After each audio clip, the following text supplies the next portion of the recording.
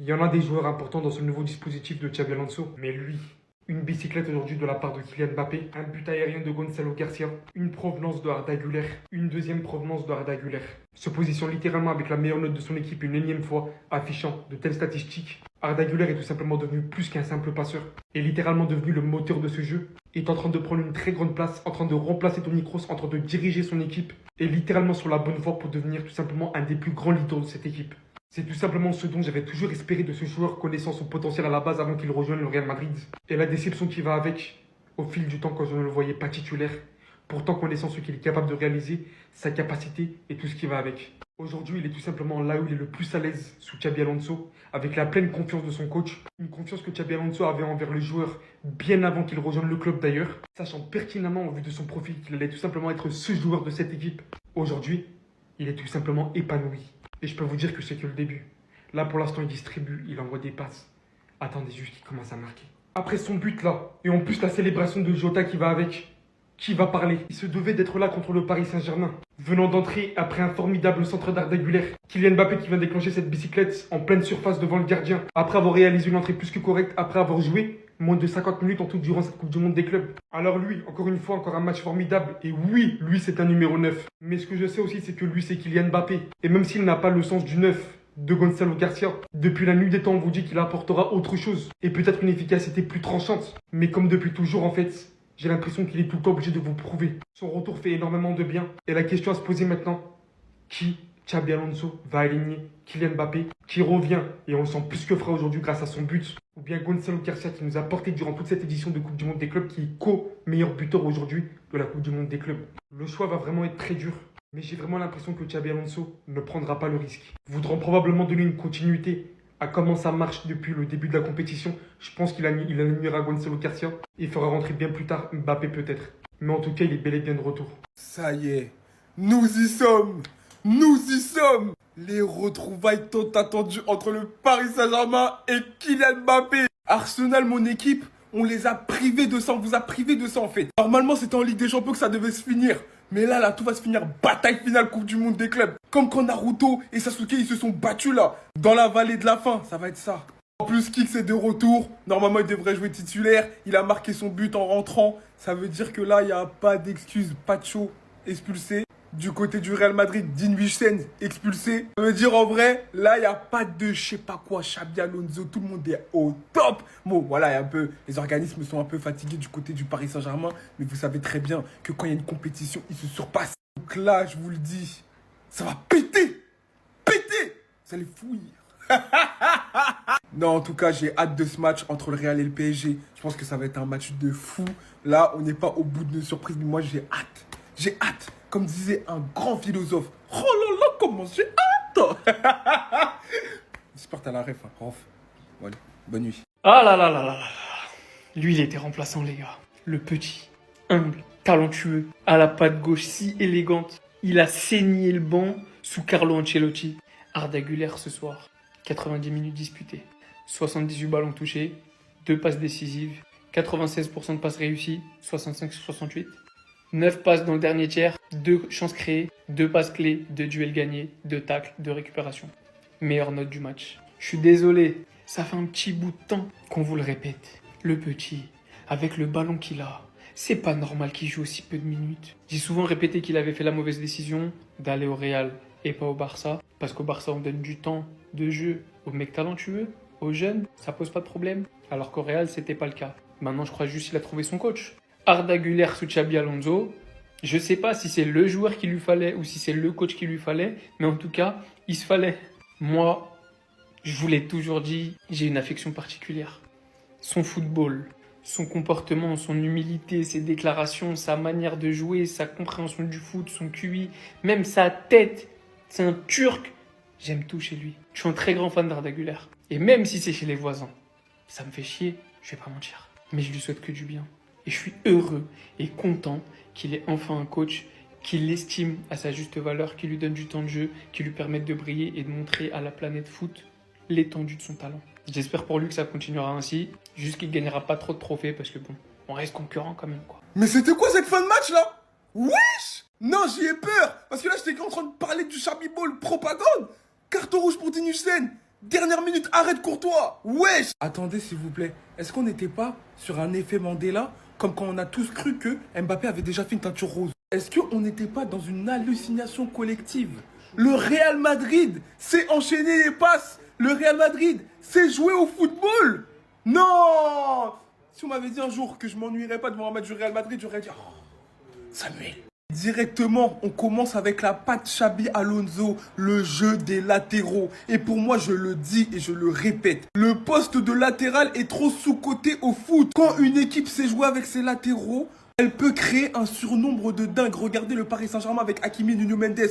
Maintenant, regardez ce que faisait Xabi Alonso avec Frimpong et Grimaldo. Et là, il le refait avec Fran Garcia et Trent Alexander-Arnold. À l'époque, Jardim, oui, Monaco, je suis obligé de placer la ref.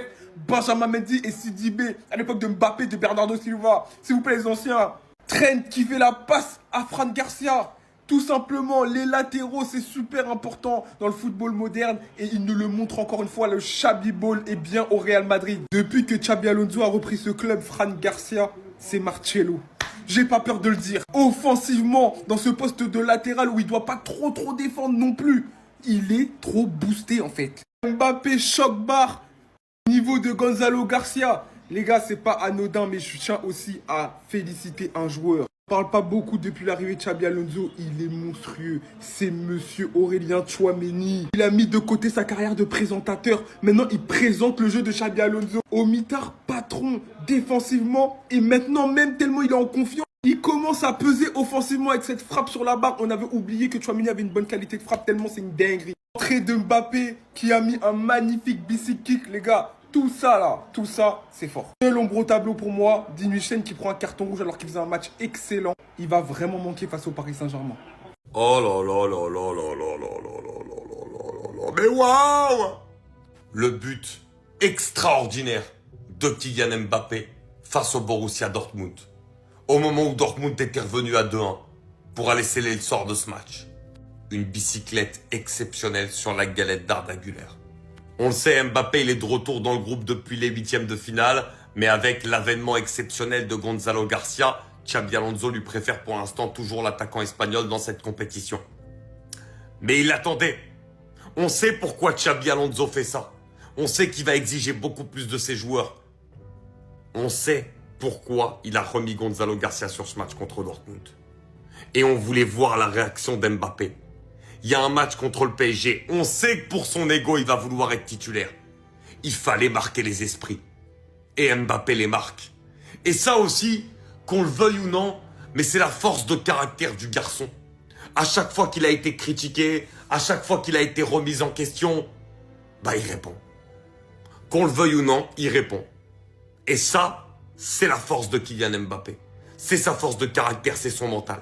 Et je pense que pour montrer, pour prouver qu'il pouvait avoir une place de titulaire, même si ce ne sera pas sûr qu'il l'aura parce que Gonzalo Garcia marque encore et il est énorme.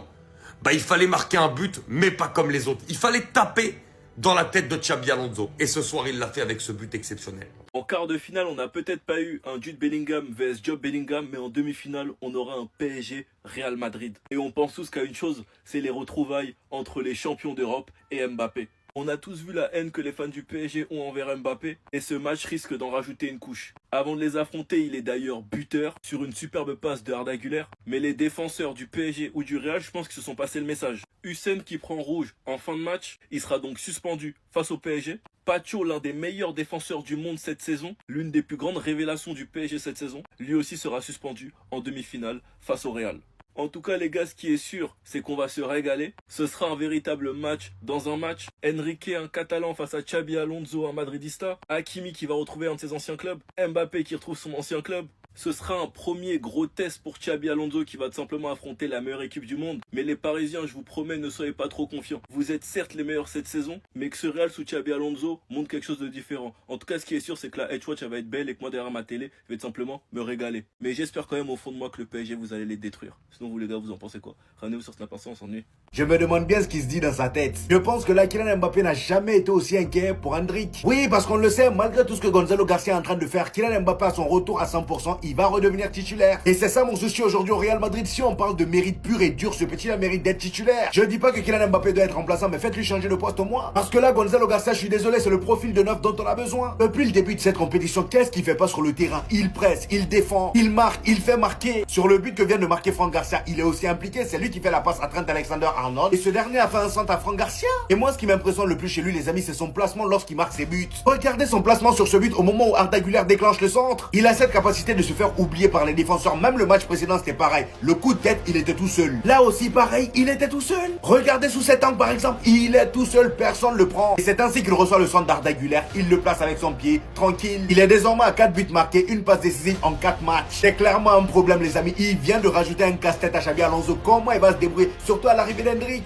Qui sera titulaire, qui sera remplaçant? Parce que là, pour moi, même Vinicius, là, pour moi, ne mérite pas d'être titulaire devant ce gars-là. Et je dis bien sûr, on parle de mérite. Et que dire de l'autre Garcia, les amis? Franck Garcia, depuis l'arrivée de Xabi Alonso, de toute façon, lui, je savais qu'en tant que piston, il allait être cheaté. Il lui fallait juste un système qui lui permettrait d'exploiter sa vitesse. Parce que c'est quelqu'un, on le savait déjà qu'il avait un gros volume de jeu. Donc là, l'arrivée de Xabi Alonso lui fait énormément de bien. Qui est insulté, dénigré. Il y en a certains qui l'ont demandé de dégager du club. Malgré là, il est toujours là. Maintenant, c'est lui le trompa. C'est lui le patron du Real Madrid. Tout ce qu'il fait depuis que Xabi Alonso il a pris les rênes du Real Madrid, c'est succès, c'est réussite. Aussi bien en termes de passes, parce qu'il rate quasiment aucune passe, c'est un constat. Vous pouvez aller vérifier. Le dernier match, si je me trompe pas, il avait raté que 5 passes, même pas, je pense, 2 passes. En termes de récupération de balles, c'est juste de la tête et des épaules. Et en plus, il a une intelligence au niveau tactique. Moi, je vous dis un truc, il y a une connexion entre les deux. Et ça me rappelle pas mal de choses, les gars. Lorsque Xabi Alonso, il était à côté de ses entraîneurs. Par exemple, avec Carlo Ancelotti. Et ça m'étonnerait même pas si Tchouaméni, il devient entraîneur. Il a l'intelligence. Voilà, ça se voit, il quadrille bien le terrain. Les transversales sont précises. Il est en capacité de jouer en tant que défenseur central et au milieu de terrain. Non, c'est le joueur le plus important sous le système de Xabi Alonso. Si vous faites les aveugles, c'est vous-même. Mais moi, je me mouille direct, c'est le joueur le plus important. Et ça se voit. Mais sinon, en vrai, ça toi? Moi, en tout cas, bien, alhamdoulilah.